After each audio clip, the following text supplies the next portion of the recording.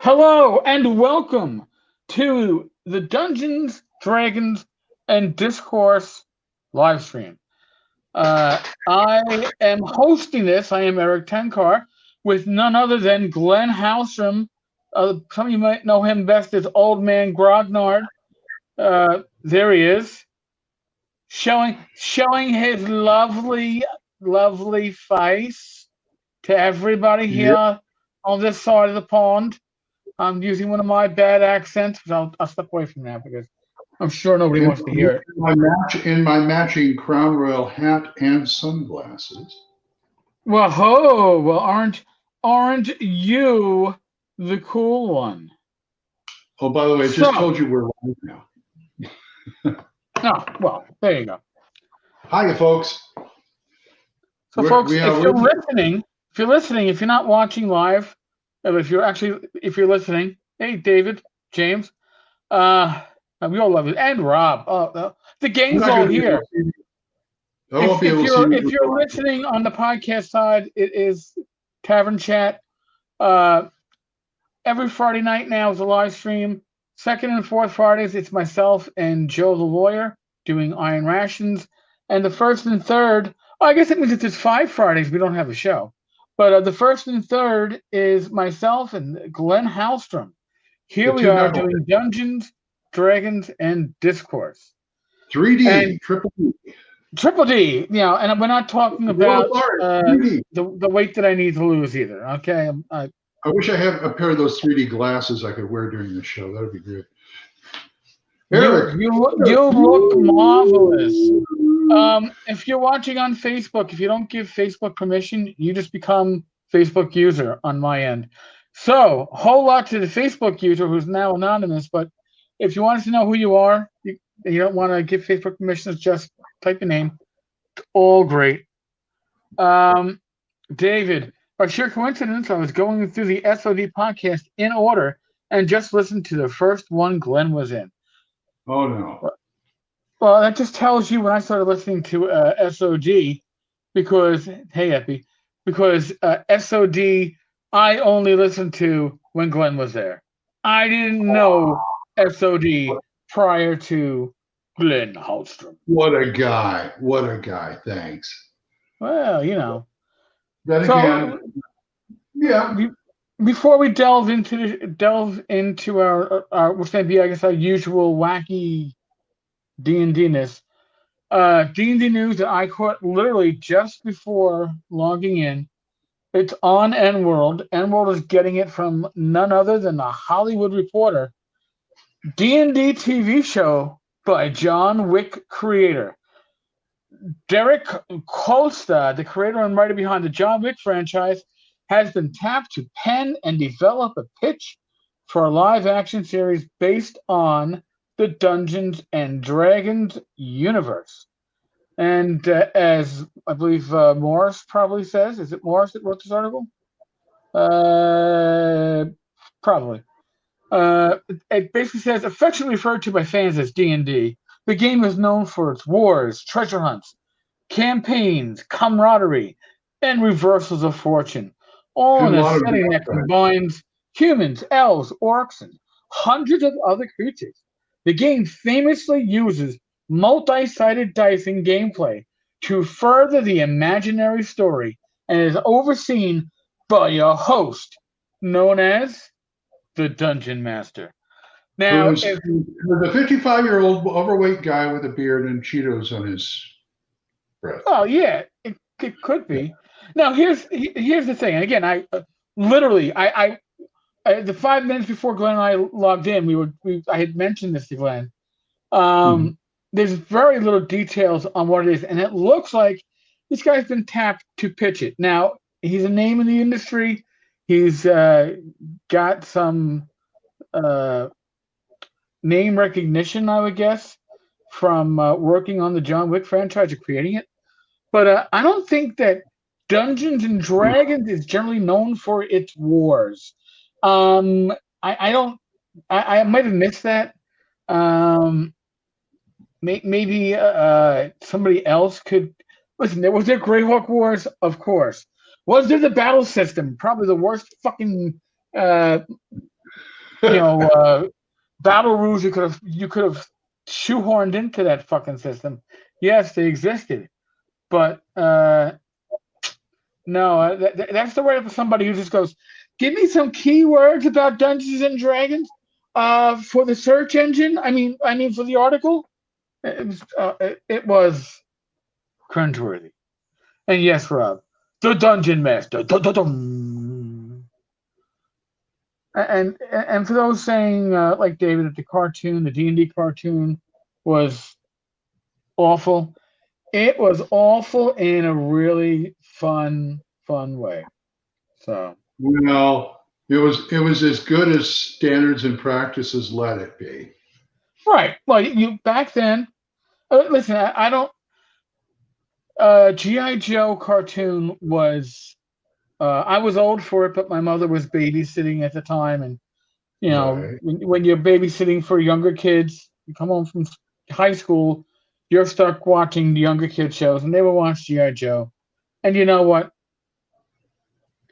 I actually like the GI Joe cartoons, but nobody ever got hurt. Really, I don't think the lasers ever hit anybody, and they were like, Remember way back in the 70s and 80s when DC Comics was putting out the Dungeons and Dragons comic books? That was That was 80s. It wasn't. It was the 80s. Yeah, I remember I've got that like very a well. compilation. Yeah, and they did like Forgotten Realms and Dragonlance. Wouldn't it be neat if DC could pick that up for a cartoon series? What they do now, the way they do it now with the DC universe. Wouldn't that be neat to have a Dungeons and Dragons cartoon done by them? The same guys who did like Batman the animated series. Well, here, when it comes to the Dungeons and Dragons cartoon, remember the last cartoon we had for D&D was the Dragonlance one, and it's one of those DVDs that I own, and I've owned it for years. I've never broken the plastic. I've seen trailers online, and I'm like, Really? I don't know if I can handle this. Now, our anonymous Facebook user is saying maybe the War of the Lance.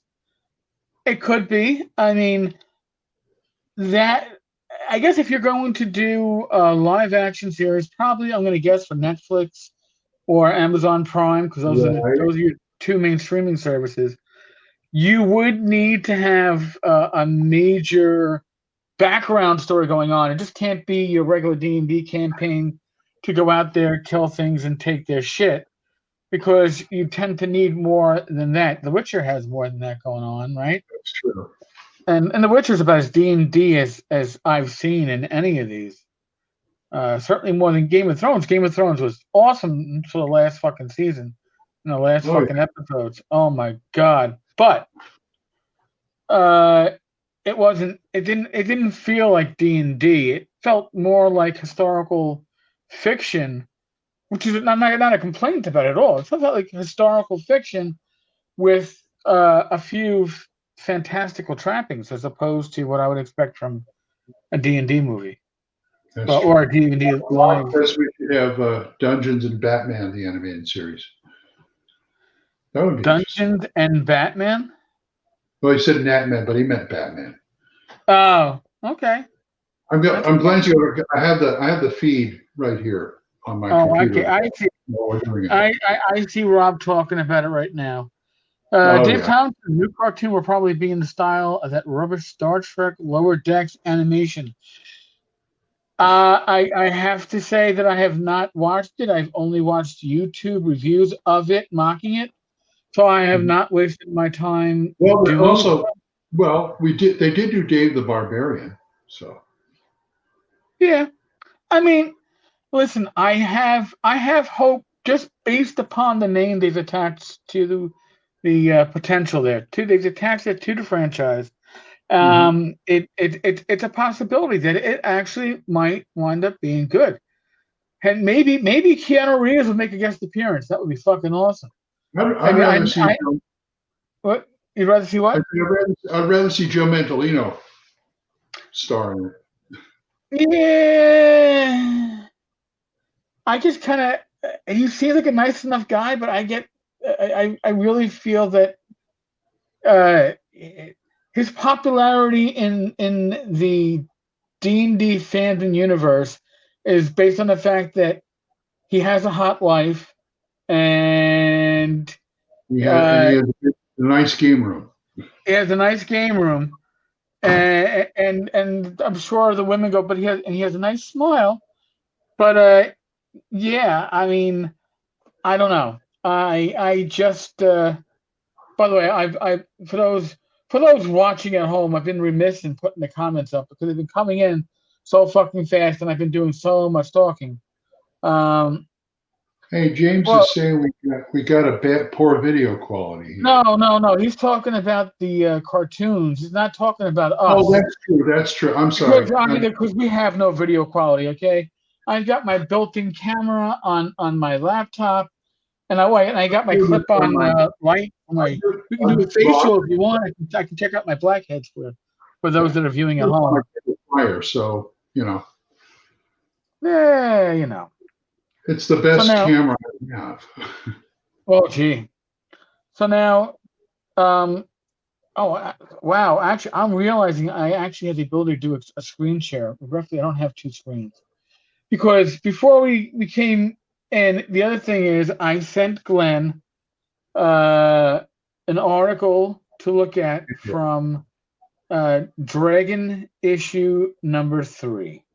Mm-hmm. And this is an article where I will have to say, if Wizards of the Coast wanted to put a disclaimer on the sale of Dragon Magazine issue number 3, and now I pretty much have an idea why they don't have the old dragons up. I can understand why they would put a disclaimer on this because as I step into it, it is Volume 1, Number 3, Dragon Magazine, October of '76. It's about good 3 years before I came into the hobby. Notes on Women and Magic, bringing the distaff gamer into D&D by Len Lakofka. And pretty much it is saying, yes, women can be any class. However, and it's a typo. It says women roll an 18-sided die and a 6-sided die for strength. No. Instead of rolling 3d6, they roll 1d8 and 1d6. So a female character has a strength range of 2 to 14. But you know what? Here's part of the issue from the time. It's that there's suspension of disbelief, and I've seen some female bodybuilders. I can certainly accept the fact that they'll hit 1850 strength in AD&D or even higher. And they're not going to be Conan unless they're like slurping on steroids, but I can accept it. And then in the fantasy world, even more so. But not only do we have that issue, but then female characters, except for, I guess, lawful or neutral clerics, get a beauty score instead of charisma. Again, cringeworthy. And the beauty score is, if you're a thief, you can use your beauty score to actually cast spells such as Charm Man, Seduction, Charm Man 2, Seduction 2, Charm Humanoid. I mean, it is cringeworthy. And I'll be honest with you, I mean, if I was an adult at the time, I probably would have been cringing myself because not for the strength issue. I mean, I can you can argue that out, but you got to, when you change one of the 6 primary attributes of the game to be women can't be charismatic; they can only be beautiful. Well, I'm thinking about the times, and this really harkens back to like when the role-playing game community thought themselves more insular, whether they were or not. Obviously they were more insular. Yeah, they were more insular. So for those rare women who want to role play, here we go. Here we go. We're gonna lower your strength. You can charm the man at the table. Go ahead. David Yeah. Thompson, Gygax had never seen any Russian female shot putters. Well, you know what? You're probably right on that. And yes, yes, Mike, Gina Carano could kick all of our asses, and I'd be happy to let her do it. I I'd be fine with Oh, that. I want to say something, but I'm not gonna. Uh, But I'm I mean, believe it or not, I'm he, here's the thing.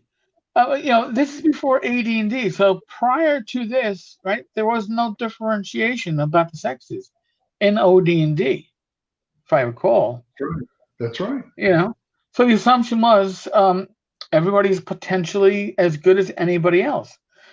It wasn't until AD&D that we got these limits based upon. Well, that's when Gary decided he wanted to codify everything. Yes.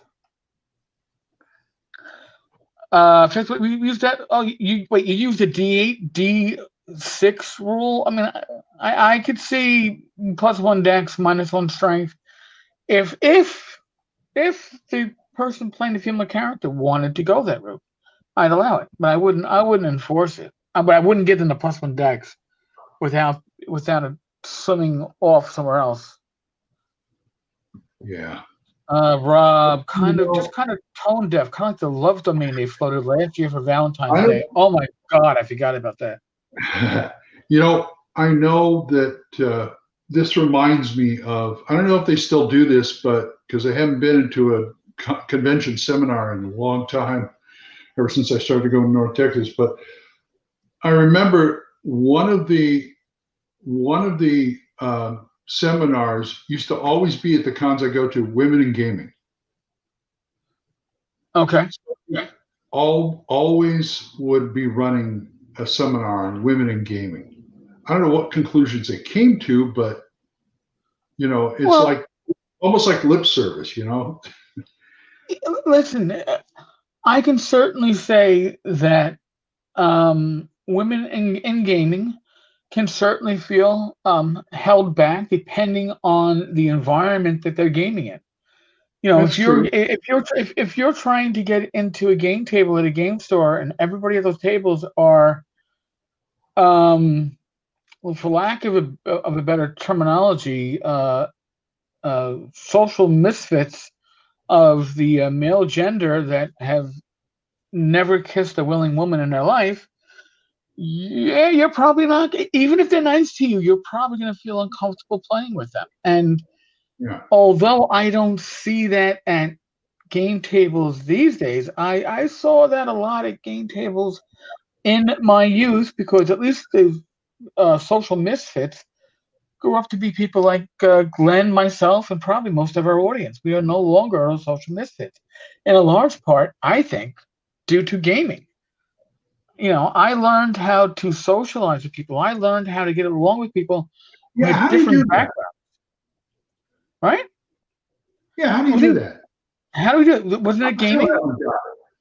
I mean, I can get by, but I still haven't got it. But gaming got. You asked people about me when I was a preteen and early teenager. Oh, Eric he's a very shy person. He's extremely shy. Look at me now. God, beat with a stick. You can get rid of me. But yeah, I mean, I just. The reason why I came across that article. By the way, James is asking about the Amazons for the wilderness of high fantasy, and I don't remember them, but I haven't opened up my my Judges Guild setting books for a long time. I remember those.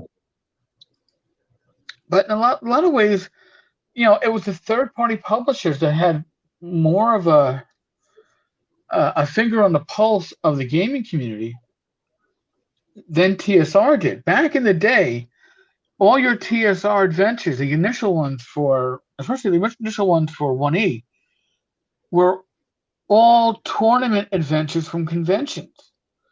So they were very hard to shoehorn your gaming group into, and when you did, they were pretty crappy adventures. I mean, I enjoyed them because, oh my God, I have an official D&D adventure. I think my first one was like one of the Slavers adventures, probably like A3.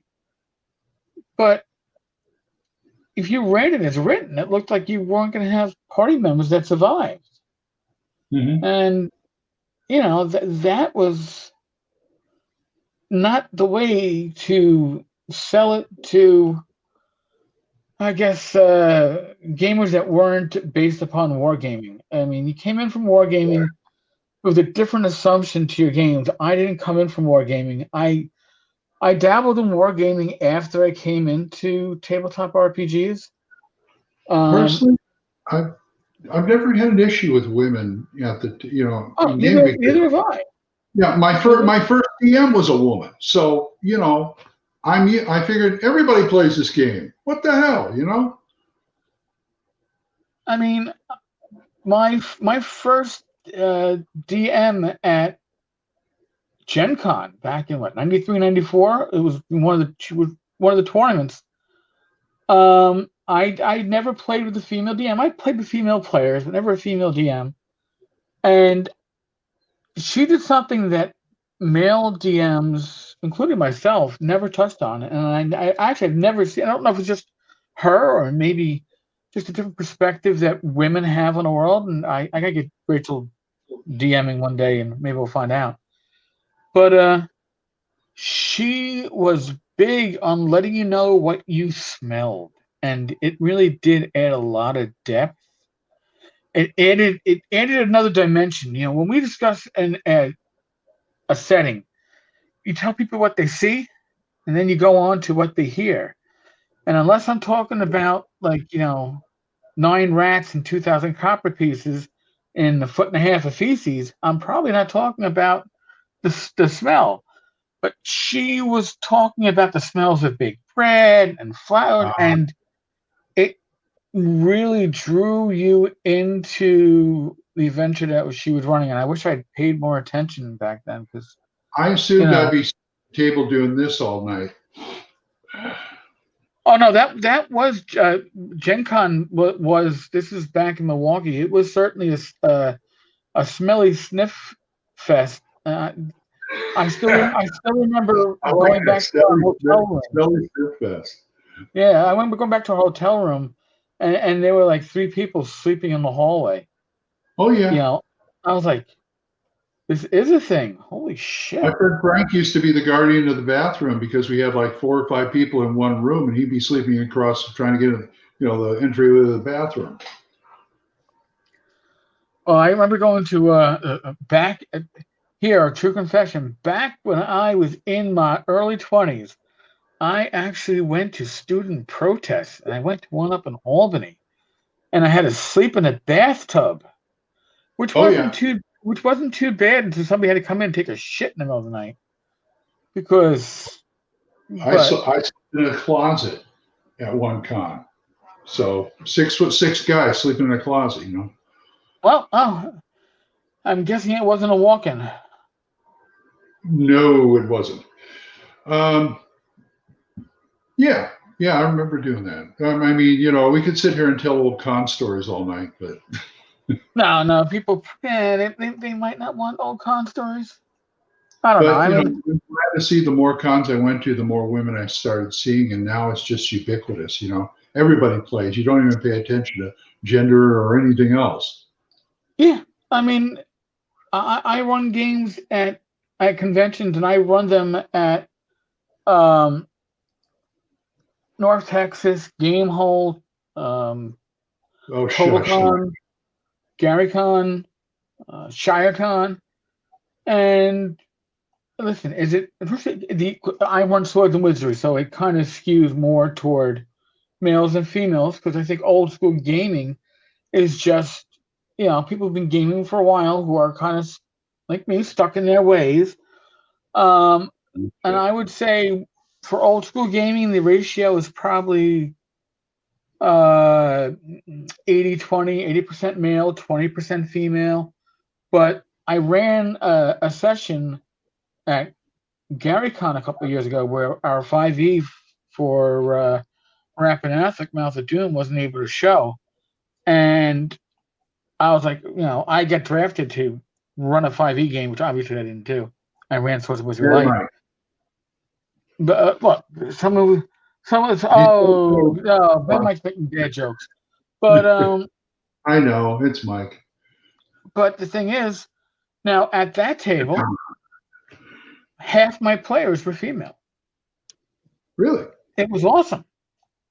Half the players were female. Now, again, it might be a change. I'm only going from my own experience. I don't have surveys in front of me. I've mentioned before that when it comes to the Tavern Chat podcast, the listenership is overwhelmingly male. You could say that the listeners are a sausage fest. It's not a reflection on the listeners. It's probably a reflection on me. Or sausage. I'm a sausage. People have to have sausages, dude. Sausages. Et cetera, et cetera. Isn't this fun? Oh man. Hey, I got a feature we can do in this show. Which is? The featured Judges Guild supplement of the show. One of which I have. If we did that, you'd have to have Bad Mike just ship us out like that. Like, Mike, go into the depths of the North Texas RPG Con warehouse. Well, I know I got tons of it too. I got tons of it. Okay, here we go. How about this one for the first one? I don't know, Glenn. I can't read it. Fantasy Campaign by Dave.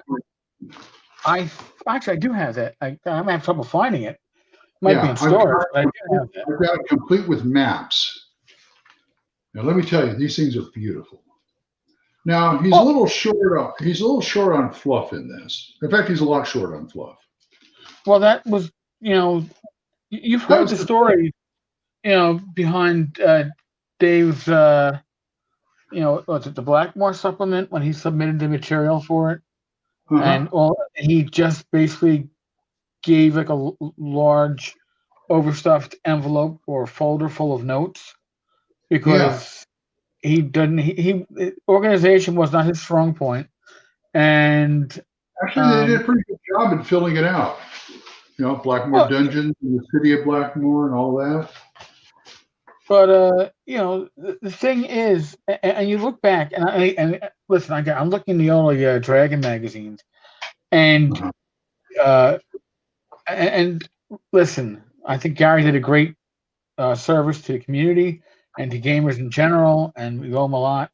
But man, he could be one fucking asshole when he was writing his opinion stuff, and even talking about Dave early on in Dragon magazine, and basically, it was like, well, we owe Dave the kernel of what D&D would become, but he had nothing to do with what D&D actually was.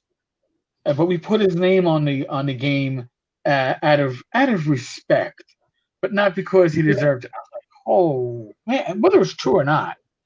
Is that the guy who created Batman? What was his name?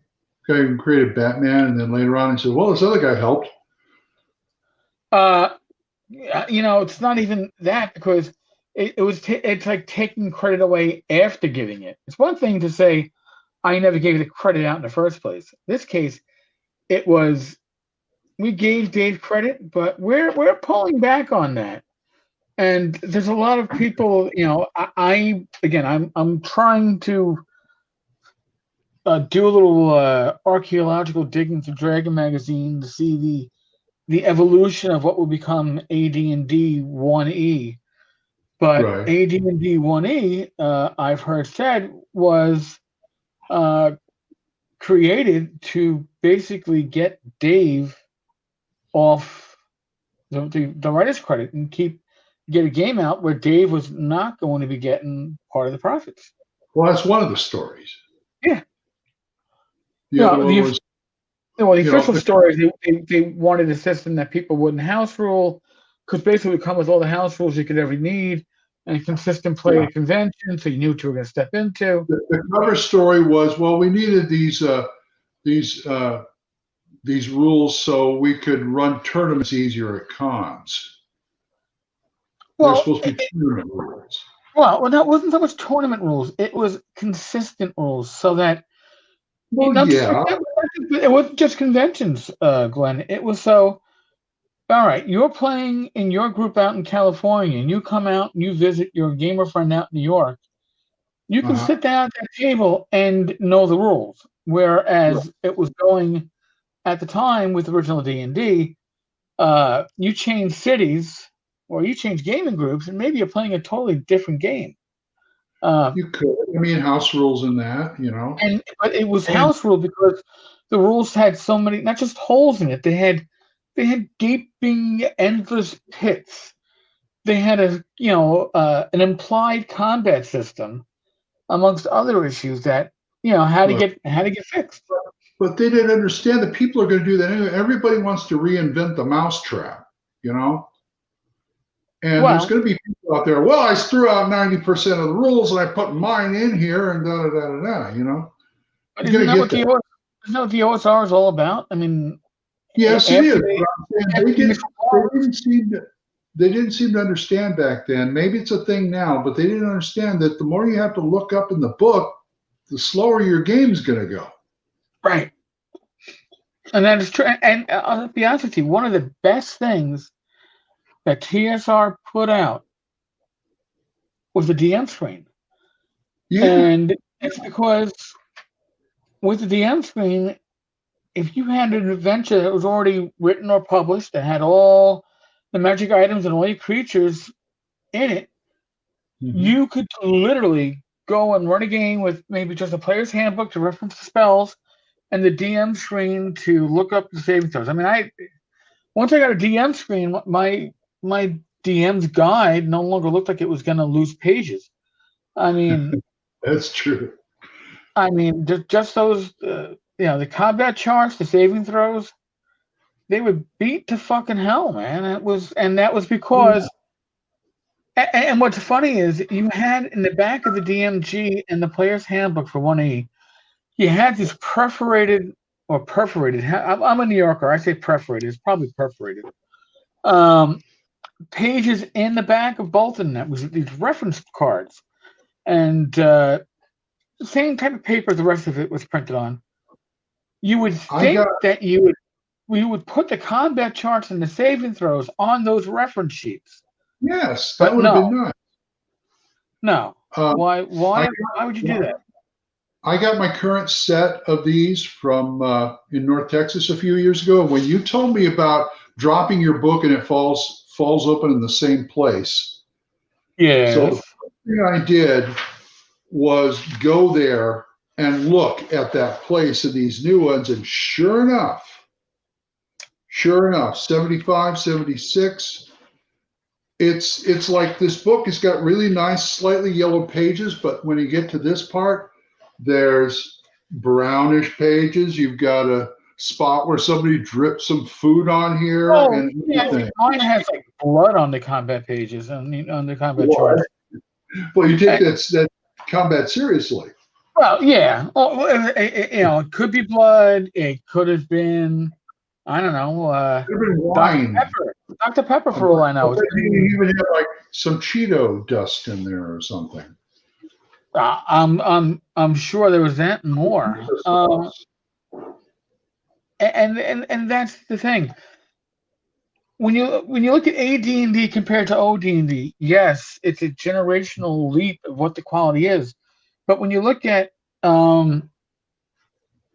AD&D compared to, I don't know, Basic Expert or even a Holmes Basic, it's not an evolutionary leap anymore. I mean, Holmes Basic gave you a picture of what AD&D 1E was meant to be.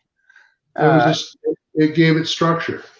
Yeah, and then you're right. And then AD&D grew like a very malignant cancer in all different directions, such as the DMG. I mean, you look at the Munster Manual, and I've discussed this earlier, but you look at the Munster Manual, look at the was it the foreword or the preface? I can't talk to one is which, but they talk about how this is the second release for AD&D because Basic was the first release.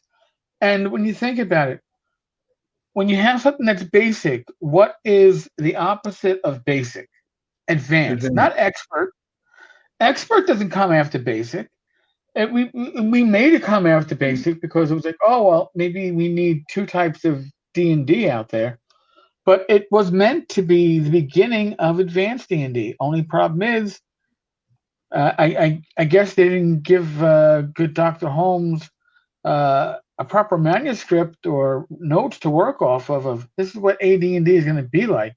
He had to make a lot of assumptions, Yeah. and betwixt Well, a the lot of it two, used to check out the AD&D books. Yeah.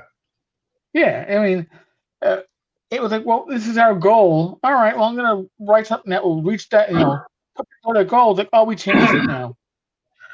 That's no longer what we're looking to do. We've gone a different route, a different route. Yeah. Well, we got what we got, and sometimes I think that's the motto of the OSR. Well, we got what we got, so we got to use it. There is some of that, especially with the initial retro clones.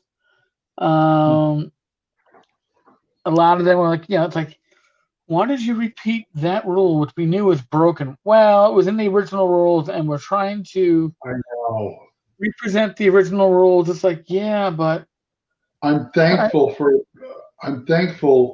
clones like Old School Essentials, which says, and they explain in the books. I've got the big rules tome. They explain in the book. Okay, we changed this because it didn't work. Something like that, and they're really upfront about it. And it works. It makes sense. Yeah. But then again, and I'm sure maybe you've been asked this question by your wife. Rachel's wise enough not to ask me, don't you think you have too many games and too many rule sets? She's never asked me that because I've just trimmed my library down a third, and I still have a lot of books. No, my library's not getting trimmed down. Knock on wood. Well, there was a lot of stuff. You will take it away when I pass. Well, I thought I'd have a lot of stuff to read in my old age, but I looked at some stuff and I said, "Am I really going to read this?" I mean, most of my Palladium stuff left. You see, I couldn't because the only thing I kept was Rachel's laughing in the background about this. No, not at that. Yeah. All I kept was the Ninja Turtles books. See, I would have gotten rid of the Ninja Turtle books. I'd keep my Riffs and I'd keep my Palladium Fantasy. I kept. You're gonna love this, seeing as I'm like the main host of Thaco's Hammer. I got rid of all my Splat books from 2E.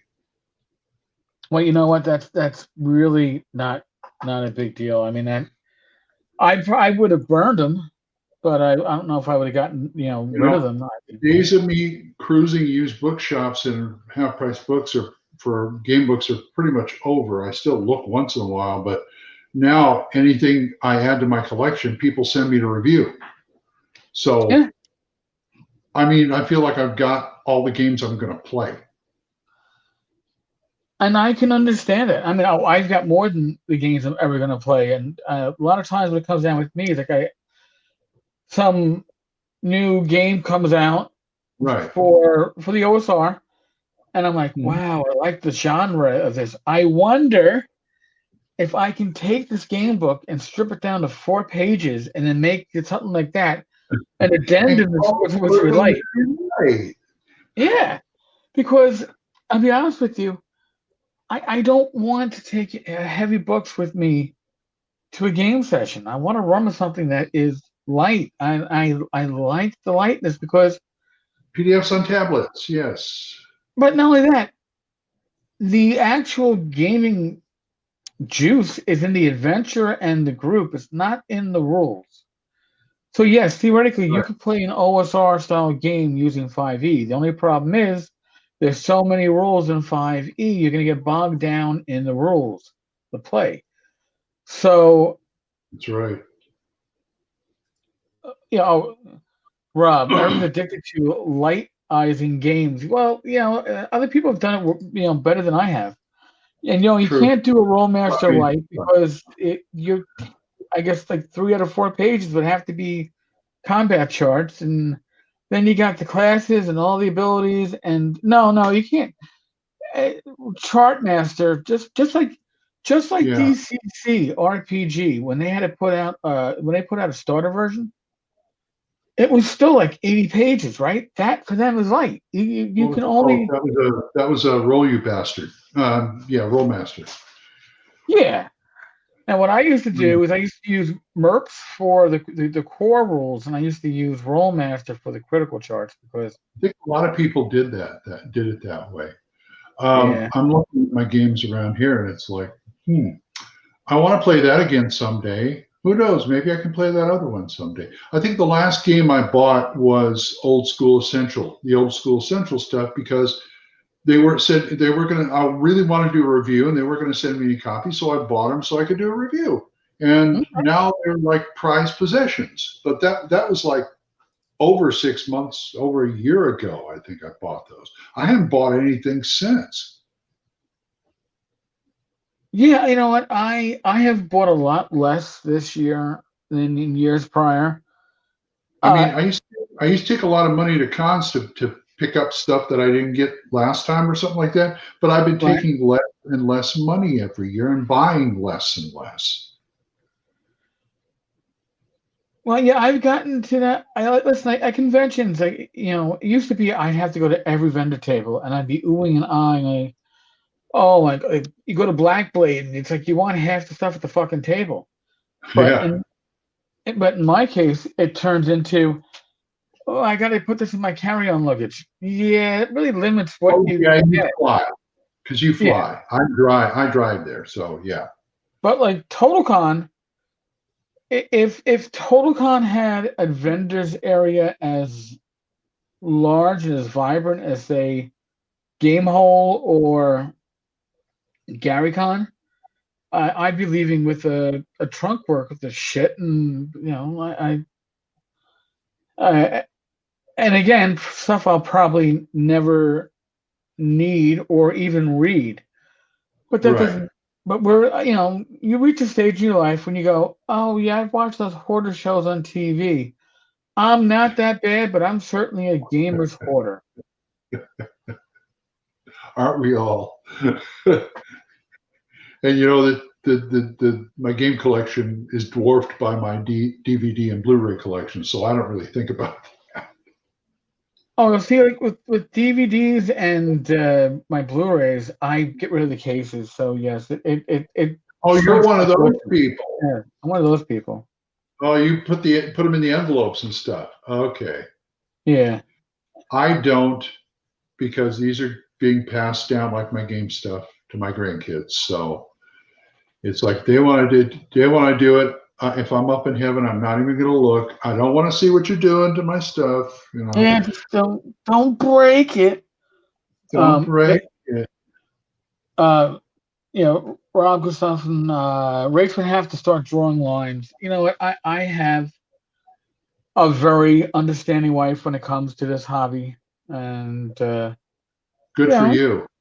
uh, I am blessed. But she gets to go to conventions. Her big thing right now is that she wants to get back to Gamehole, and her main yoga spot at Gamehole has apparently moved to a new location, and now she's concerned it won't be within the was it 2 or 3 miles a radius from the hotel that the hotel That would shuttle be a goes. problem. Yeah, she'd have to install Uber on her phone. I mean, I only use Uber to get food deliveries now. I didn't know she was in yoga. Oh yeah, she's actually right now she's taking her. Rob says clearly she knows what you've been doing with Kickstarter. Oh my Certainly, God, if she knows, even if she knows, she I was knows. on the Kickstarter website the other day, and I looked at my account, and it's like I backed that many games. Is it still Like 2 digits? 17. Is it still 2 digits? Because if it is, I don't want to hear about it. Yeah, it's like 17. Oh, dude, I you're just a Kickstarter baby. Okay, you I haven't know, even. but still, I can't believe I thought I did like maybe 4 or 5 at the most. I did 17, and the only one that still hasn't fulfilled is Yar. Oh God, don't even. Oh, you had to remind me about that shit. Oh, Oh, but I get an email every once in a while from the guy saying, I'm still here. Yeah, whatever. yeah, I'm sure you'll be here for a long time. It's not like Gareth or Ken, it's like I forget about it until he sends the email. Oh yeah, I backed that, didn't I? But I didn't spend very much, so you know. But Yeah, I yeah, mean, some of them you can let fade away. But no, but as for Rach, she is actually she took her 200-hour yoga instructor course last year. So now yeah. she's doing a 500-hour course, which is an extra 300. But it's all by Zoom now because thanks to the world of COVID, Oh boy. uh, yeah. Um, you know what, Glenn? I've backed so many that it used to tell me how many you backed. I don't see it telling me how many I backed. I just counted them up. I Oh no, looked I at the couple. can't, dude. I Okay. can't. Oh, here it is. Oh, it's less than I thought. All right, 430 Wow. successful Wow. ones. Those are the ones that actually funded. Doesn't mean they actually delivered. Those are the ones that funded. And how many did not fund? 21. Because some of these you just have to, back, even though it's not going to go anywhere. Like the Rifts board game and fantasy adult coloring book gaming art. Because you just have to back maybe Because because I think there's one or two I backed just because I knew the guy and I did it to support him. Hi, Rob Conley. No, not seriously. No, I don't. I'm looking forward to your stuff. I didn't do it just for. It wasn't a sympathy backing. Rob does good stuff. And here's the thing with Rob. I mean, Rob produces. folks, this is Bat in the Attic Games. Whoops, Bat in the Attic Games. This is Black March right now. Check out his stuff, and he does great maps too. He does amazing maps, and they are very detailed. Another And plug for me. I'm blessed that I know two of the best map artists. I don't know if Rob would consider himself an artist. I know I consider him an artist for I the work think that he he's a does.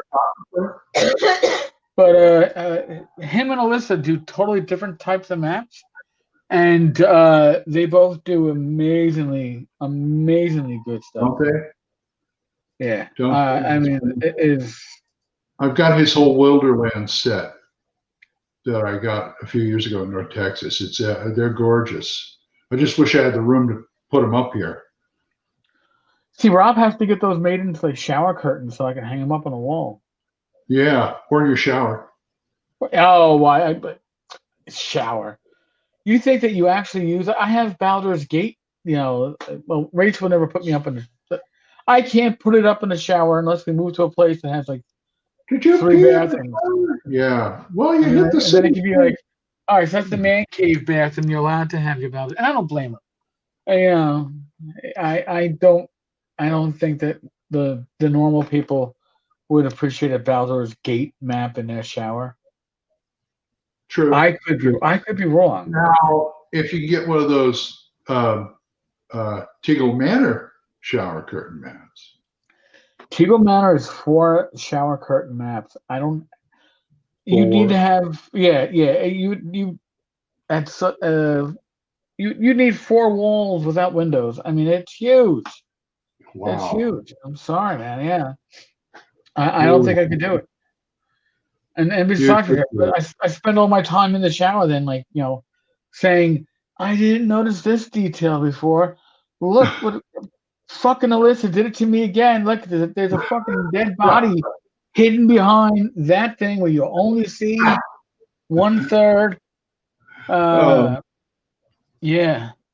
Oh, actually, yes. So Mike says that if David, does a Viking, Funeral. funeral pyre and has himself burned on top of his gaming books, to let Mike know, because so he can film it.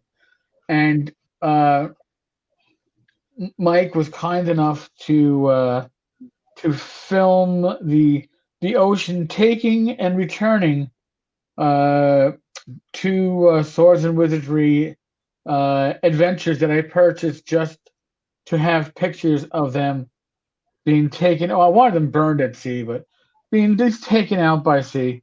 And the fact that the ocean rejected them initially was very appropriate for what was going on there. We were So going to do something with the third printing of Swords and Wizardry Complete, but I can't remember what it was. We were going to, I don't know, burn it in effigy or something. I don't know. I think the flames themselves would probably resist. It's probably burn proof. There's a True. long story behind that, folks. We're not going to go into it today. It's Remember, nothing about you're, nothing you're about watching Frog Games. you're watching OSR 3D, Dungeons, Dragons, and Discourse with Eric and Glenn. Yeah, but Mike's like he couldn't burn them because there's no open fires on the beach. Oh, That's fine. you're going to the wrong beach, Mike. You do that in Because California. because think about it. Where's the one place we should probably be able to have an open fire? At the beach. Because the Yeah. beach can handle it. Sometimes, some beaches you can't. Well, I guess, know. yeah. All right, that's true. Yeah. Greyhawk Ruins shower curtains would be cool. Huge but cool. I guess, was it over the weekend or earlier in the week on tenkarstavern.com, I found a company, or it's a print on demand for, it's kind of like Redbubble, but not Redbubble. And they had Lankmar, classic AD&D 1E Lankmar map as a rug. Lankmar map. And other maps. Yeah, I saw that. I thought the Lankmar one was the coolest one. I was like, oh, man. And then I was like, oh, geez, yeah. I'd have to get the smallest one and roll it up. How about this one? Blackmore is a shower curtain. No. It's boring. It's black and white. It's boring, dude. Won't work. Shut up. Won't work. Not a good shower curtain. You want more for it than what you got there. It's Blackmore, dude. I'm not crazy about Blackmore. Okay, whatever. I mean, I never had any of the OD&D, like the box set and the supplements. I own them, but I got them all off of eBay. It wasn't like I grew up playing that. I grew up playing AD&D. So, right. Except for Eldritch Wizardry, which I remember seeing at KD Toys behind glass, and I was like, my God, they have a naked woman on the cover being sacrificed. How cool is Dungeons and Dragons? But beyond that, I don't have any emotional attachment to it. So, right. I have no emotional attachment to the original D&D books. I wouldn't use them. I've got PDFs of them, and I look through them and I go, I can't make heads or tails out of this. Thank you. Greyhawk mats.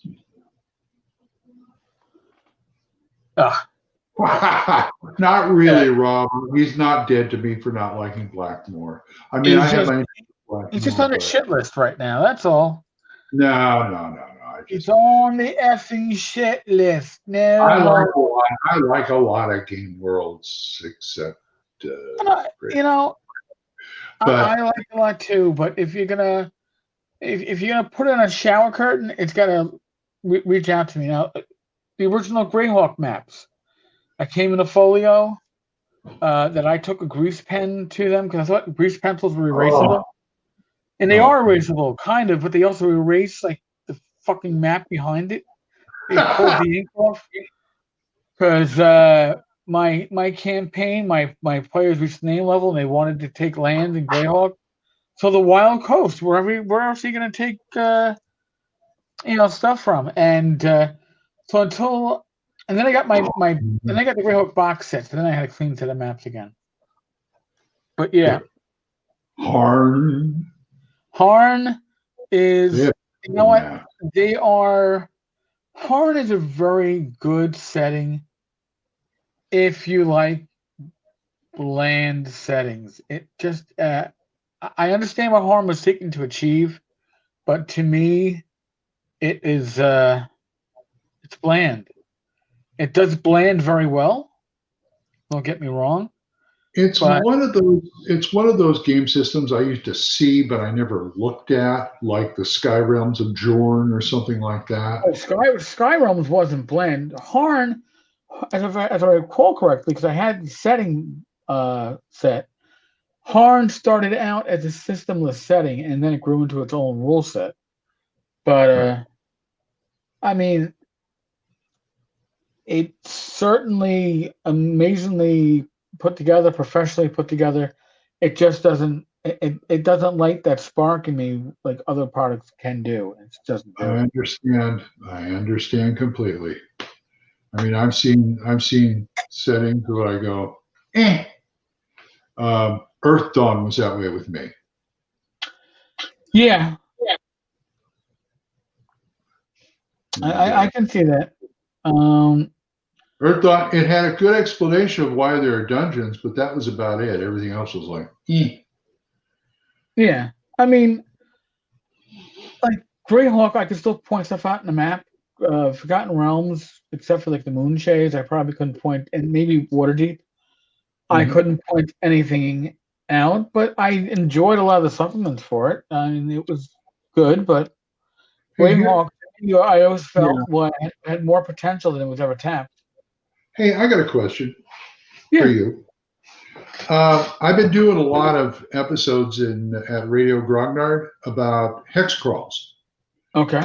And what is your opinion, or how would you do a hex crawl in a published setting, like Greyhawk or Realms, or I don't know. I think my example is astonishing in Hyperborea or something like that. How would you go about doing a hex crawl where you have to have like a certain amount of area in the hex to do a hex crawl, but if they've already published all this stuff and like Forgotten Realms, how would you do a hex crawl in Oh, Forgotten Realms Forgotten Realms is harder for a hex crawl because again, there's a plethora without having of to go back dungeons. to the book and look all the time, you know? But hey, the thing with Greyhawk is you can take some place that's relatively disused, like I don't know, the Wild Coast, close enough to Greyhawk, but still it's wild. It's got orcs and ogres and goblins on my, and realize that those hexes on that map are huge. So if you're going to do a hex crawl,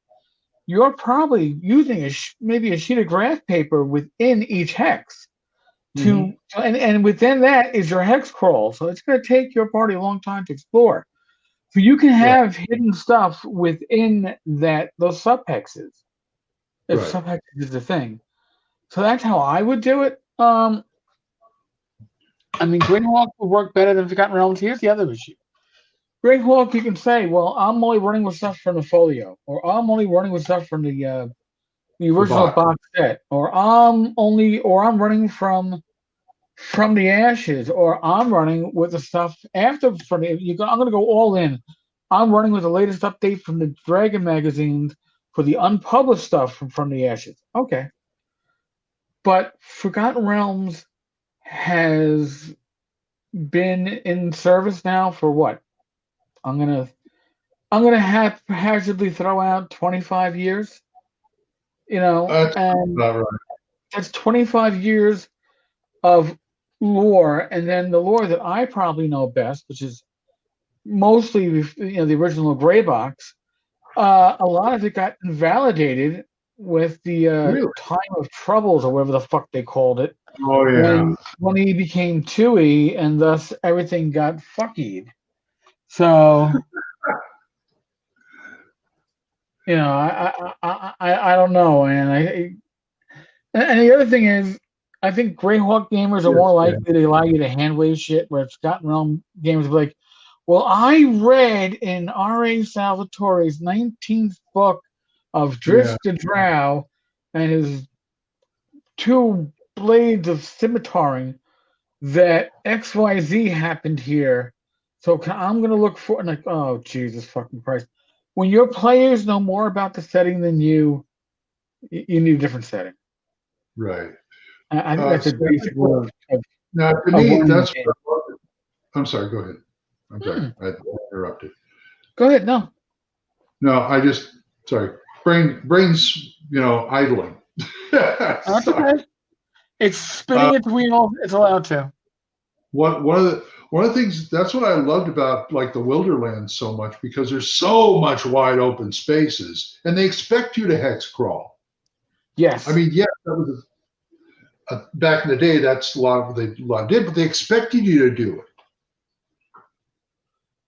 And I mean the the one campaign that I really ran as a hex crawl in my early days wasn't even using D&D or AD&D. It was using RuneQuest Second Edition, which means the Uh, edition before uh, Avalon Hill's horrible Third Edition. It's horrible mostly because the paper was disposable paper.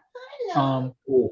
But I ran Pavis and Big Rubble, and it was pretty much a hex crawl, even though the maps were out on the table, because they didn't know what they were stepping into. There was so much shit going on there. I'd actually love to dig those box sets out again and run them with like sword. Oh, maybe that's an idea. Run them with swords and wizardry. There you There's go. just so much you could do. I might have to hack a few races to make it fit, Well, but when the Lost Lands come out eventually, it's out. No, it's out. the I Lost Lands.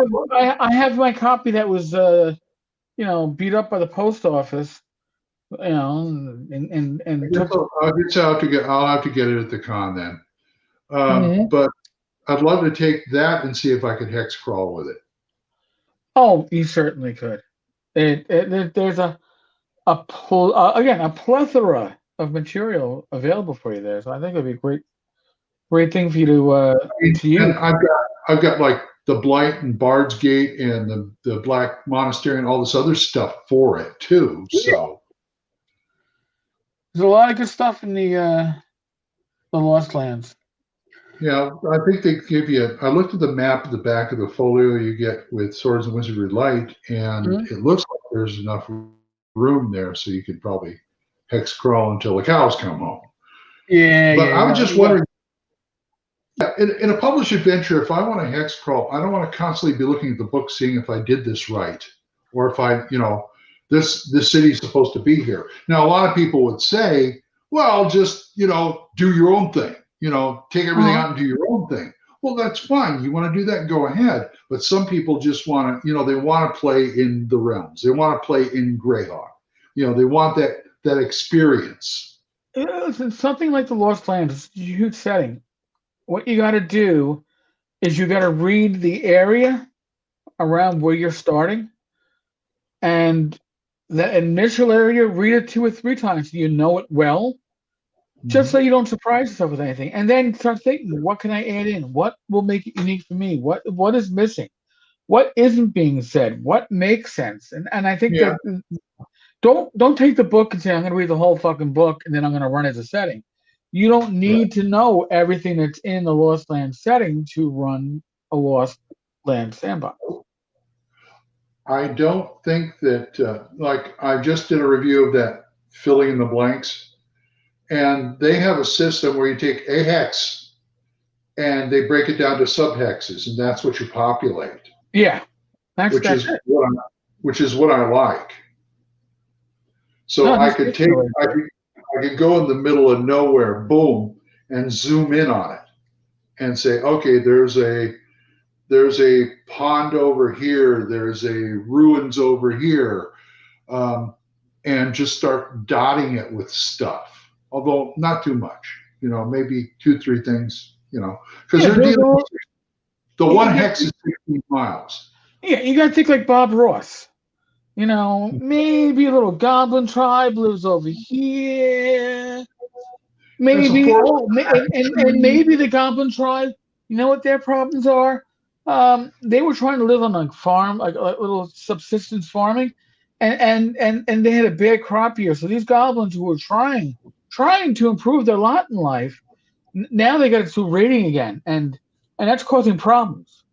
So that's how Right. you do it.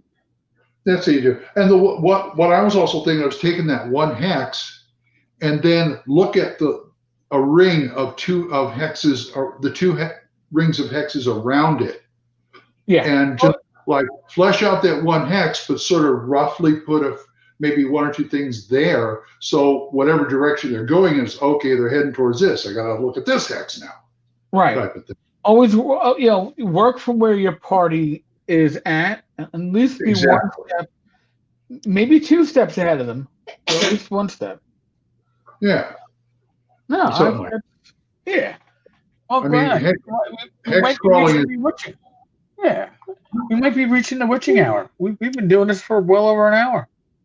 Holy Christmas! Merry Christmas. No, Merry Christmas already happened. As is the New Year. Back day. The whole 9 yards. Yeah, but hex crawling has been fascinating because I always want to say I love hex crawls, but I never really ran one because I always see I ran it with Black Marsh, Rob Conley's Black Marsh, and it was fun. Was it? Yeah. Because I always end up with these linear storylines, and my group does well with them, but at the same time, I want them to go wherever they want to go. I mean, yeah, they take the hook. If they take the plot hook, okay, they're in the story. That's fine. But before then, it's like I just want to give them. I never been able to give them choices. I think I run too many modules. Well, here's the thing, Glenn. This is what I'm going to tell you. Your first adventure is obviously set, right? Because they don't have a choice in that. You're going to start. Yeah, pretty much. And that first adventure should have 2 choices where they will have an option. Do we follow this lead or this lead? And you have both of those leads fleshed out. Right. Okay. And then they go on to, and then from there, so you don't have to necessarily even have all, I guess it would be, they're coming from one hex, which is already detailed. So the new hex has 5 hexes around it. You might only have to detail out 2 or 3, depending on what you're feeding them. And you might even be able to recycle a prior, hex that doesn't get used. Go, well, if they didn't go that way, and they're probably not going to go back this way. I can move this hex over to here, and they'll never even know that I did that. Remember, until they see it. Also, I'm remembering an earlier episode, a long-time episode of Radio Grognard, where I talk, and even my YouTube stuff, I talk about the Rosie campaign or something like that, where I took the compass rose and I put like a plot hook on the north, south, east, and west, and all the other points was sort of, you kind of like ad lib from like northeast, southwest, whatever. But the 4 compass points, you always have a plot hook they can go towards. Oh, okay. Well, yeah, and the north one could be. Remember, if you're using a hex, if you're using a map that is 6-sided, the hexagonal map, you don't have north, south, and east, west necessarily. You have maybe north and south facing, and then an axis that goes east and west, which could be one of 2 hexes. Yeah. So yeah, you can do it though. Yeah. But that's another way. That's another way to do it, or you can combine the 2, or mix and match like we gamers do. Yes, we hack things together. Yeah. Oh. What are you tired? I want to thank our live audience. They were active, they were good, and they didn't heckle.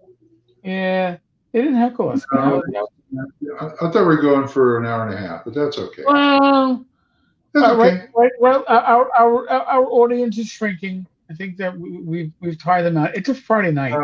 Friday nights are hard to go late because everybody wants to watch their freaking videos on YouTube and not YouTube, Netflix and Amazon Prime. But folks, this is the Dungeons, Dragons, and Discourse live stream.